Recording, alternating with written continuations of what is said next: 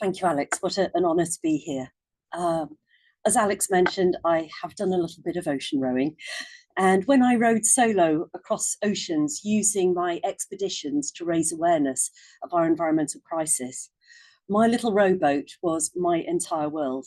I had to carry everything that I needed to survive: food, water, ample supply of painkillers, and the ocean itself was my life support system.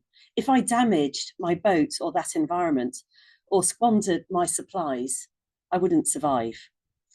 And in a sense, nations are no different. Look at Ukraine. This war is about territory, but it's also about resources, about Ukraine's fertile soils, mineral wealth, and energy infrastructure. President Putin understands the strategic power that comes from controlling another nation's resources. If Ukraine's rare earth minerals, farmland, and energy grid fall under his control, it would reshape the balance of power in Europe. But here's the truth: sovereignty doesn't just come from military might or control over mines and energy plants. It also comes from the land itself, the forests that filter our air, the watersheds that supply our drinking water, and the farmland that feeds us. When these natural systems are sold off, stripped, or polluted, a nation loses its capacity to stand on its own. That is why President Trump's move to sell off or exploit America's public lands isn't just an environmental issue, it's a direct threat to national security. Every acre lost makes this country less resilient in the face of climate shocks, less able to feed its people, and less able to adapt to environmental crises. Protecting nature is as essential to sovereignty as defending your borders. Natural security is national security. And any attack on US public lands is an attack on the American people.